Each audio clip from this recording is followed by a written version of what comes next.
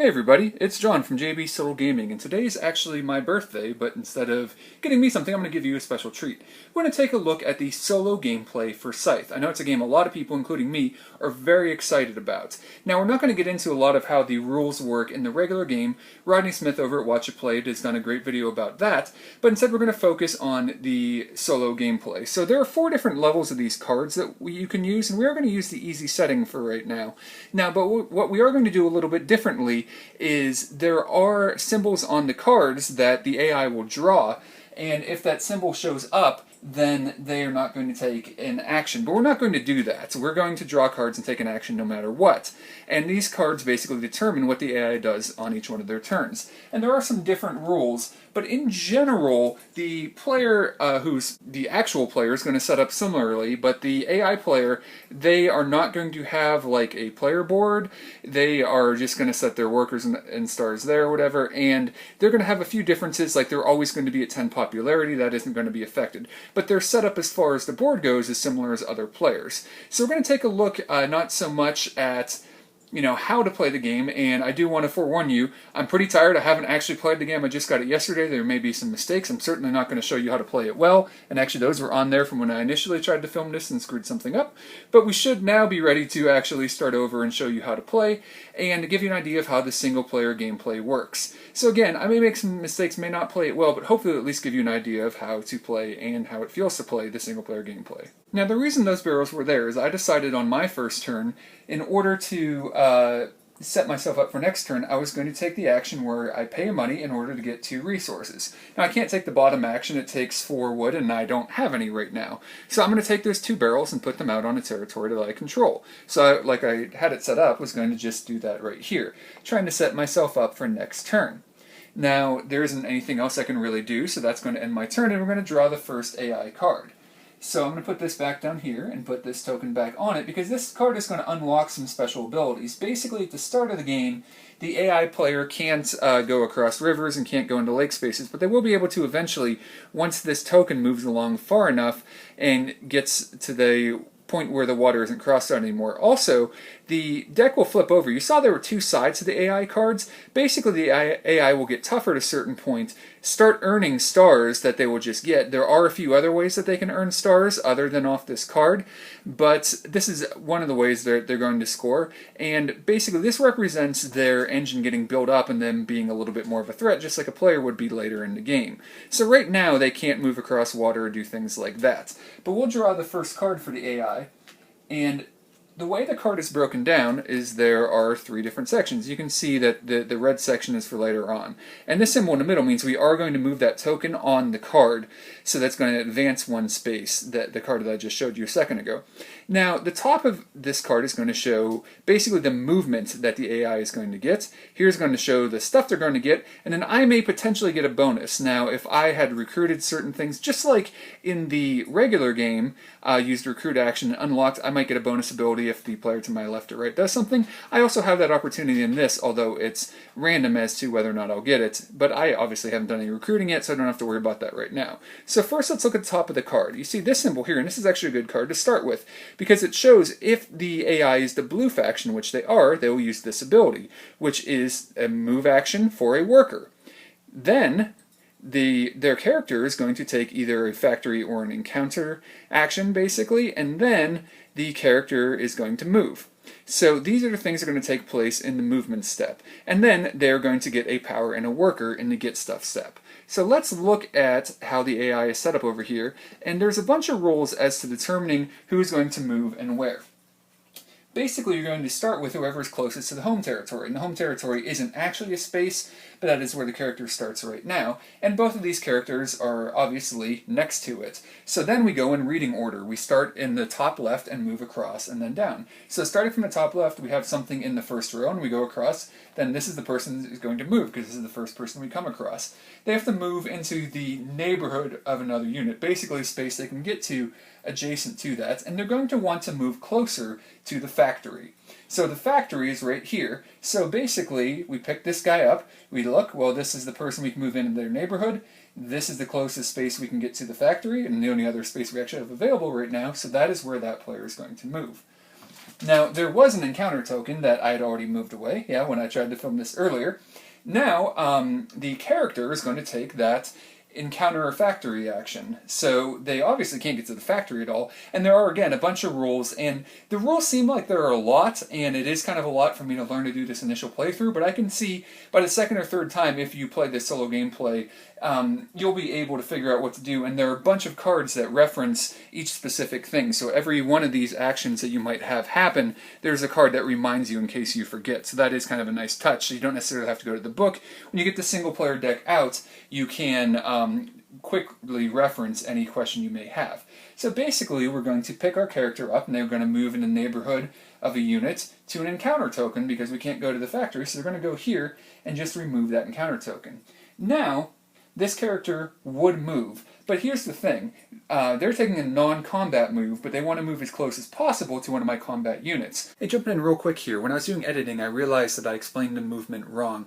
Basically, that unit, even though it's not on the board, it normally wouldn't count if there are any other combat units on the board, but because there aren't, that unit would count, and the AI would move closer to that. So again, the character would move close to combat units on the board first, but since there aren't any, it would actually try to move closer to that character if it could. So that is going to be the movement. Now, I am going to give them 1 power down here on this board, so we'll do that right now.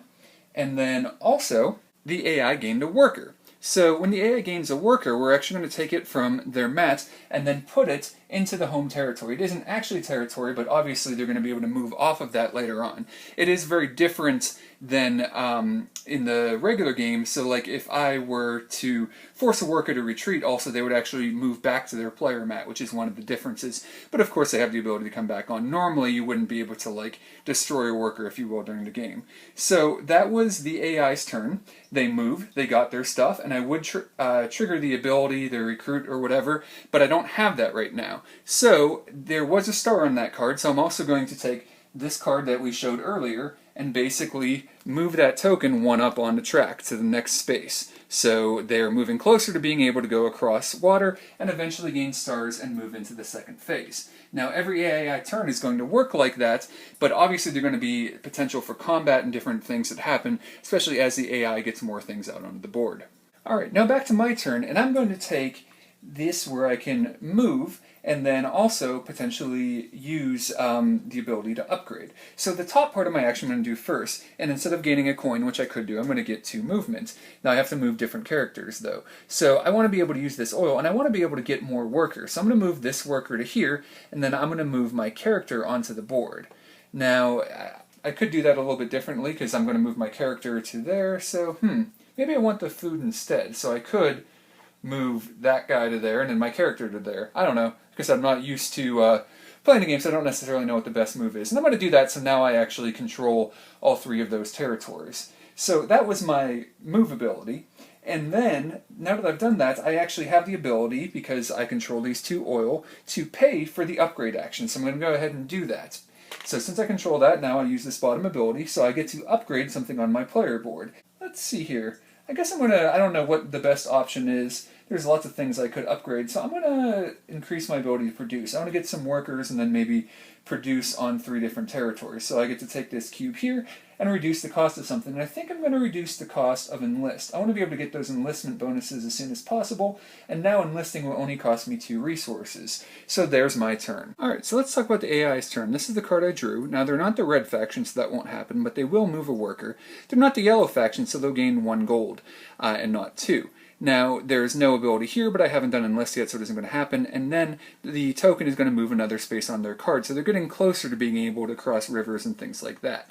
So, now, whenever I talked before about the ability to look at these cards real quick, basically, if I want to see the move worker action real quick again, I can go through everything. And there are a lot of rules, but I feel like I'm already learning them pretty quickly, so playing for your first time is going to be really difficult, but I do think that these will eventually start to become second nature, and this is a really nice quick reference. So basically, we're going to go as close to the factory as possible, or not the factory, but the home base, and there is a worker on the home base. We only really have 1 valid hex, but basically one area where we have people, and then we can move into the neighborhood around the space where everybody is right now. And then when deciding where we want to move, the first tiebreaker is the closest to the factory. And we're not going to go through all of these things, but you can learn them pretty quickly, I feel like. So we're going to go to that space. Let me get the focus on a little bit better here. So here's the home space. And like I said, they're deciding what neighborhood they're moving into or anything doesn't really count. They basically can go to anywhere that's a valid space that we're talking about where they have units, even if it was somewhere else further out on the board, and then move in the neighborhood of that area. But this is the only place to look for a neighborhood, basically accessible spaces. So this is where we have people. The only accessible spaces are here, here, and here. And this is definitely the one closest to the factory, the first tiebreaker. So that is where they're going to move. And then they're going to gain a coin, like we talked about. And then that's basically going to be the end of the turn, except we do have to remember to move this up. So now that we've moved that up, the AI has taken their turn, and they're getting closer to having that special ability, getting closer to flipping over and using the red side of the thing where they're going to get more stuff and be more aggressive and being more dangerous. Now, I don't want to make this first video too long, so probably what I'm going to do is play some turns on my own to get a little bit further in the game, and then do another video so you can see a little bit more as things get more intense. But let's talk real quickly about some things we didn't see. A big thing we didn't see is combat, and there are abilities, and we're probably going to see it more in the red actions if it happens. And when combat happens, whether I initiate combat or the AI initiates combat, then what's going to happen is I'm going to determine what I want to put in as far as my power, using cards and using the dial, just like I would in a normal game. And then, after I've done that, then we're going to reveal a card. And there's going to be a separate discard pile over to the other side of the deck from the regular cards. And the only thing I'm really looking at is this section. Let's see if we can get the focus a little bit here. Down there. There we go. It basically says, if the AI has 0 to 7 power, they will use 3 power. Now, obviously, if they only have 1 power, they can only use 1, but they will use as many as they can, and they will use 3 if they have it. Now, if they have 8 to 13 power, they'll use 7, and then 7 again. Now, 7 is the most power you can use. Also, there's a section that will show how many cards they have. Now, the combat cards they have are face down. I don't get to see them, and I'll randomly add them to whatever power they have. So that's basically the way combat is going to work. And then there's another section here that we can see that this card is blank on. But let's just go ahead and look at a few different cards. So here on this one we can see the distribution of the power that they'll use, so 7, 7, and 7. So this one's really dangerous. They may use anywhere from 0 to 3 cards, and it doesn't matter how many units they have, they'll use those cards. And then this happens if I win a combat, or even if I force workers off of a space. Because the AI doesn't use resources, there has to be a way for me to gather resources, and basically I'll produce 1 resource, or whatever resource would normally be produced on that tile, if I move workers away or win a combat, basically clear off an enemy tile. Alright, real quick, if I don't manage to get that other video done, or if you don't check it out, some other really important differences. The AI is going to get stars whenever they move up to a star on their card track, and they can also get up to 2 stars for winning combat. Now remember I said their faction bonus doesn't count, so if they're playing the faction they can get more than 2 stars for that, they don't have that ability. And they can also get a star if they reach the end of the power track. So those are the 3 stars they can earn by basically playing the game, and then the other way is the stars on their board, and I can just set them off, to the side and basically say, yeah, they've scored them. At the end of the game, obviously they're not going to score bonuses for factories or resources because they don't really use those. Now, the player would score the traditional way, but they can't score any more than 6 resources on a tile, probably because the AI isn't necessarily going to attack most intelligently and see that there's a tile with a bunch of resources and go after it, so that it wants to prevent the player from being able to do stuff like that. There are a lot of little rules as to figuring out who moves where and why, but I do feel like with the cards, and then after doing it for a little bit, it does kind of become second nature as to what those should be. And overall, I'm really interested in the single-player gameplay, and this may be one of the few games I actually play it in. Final quick note, I'm not going to be able to do the extended gameplay video. I'm not going to have time to do it, and we have 3 cats that will knock pieces off and a dog that will eat them. But if there's a lot of interest in it, then maybe I will do another video where I try to show off some of the more advanced single-player gameplay later in the game. I am real interested in it, and there's definitely going to be a review for the game coming after I get a chance to play the game enough with other players to feel like I can give a review. But thanks a lot for watching, and we'll talk to you again soon.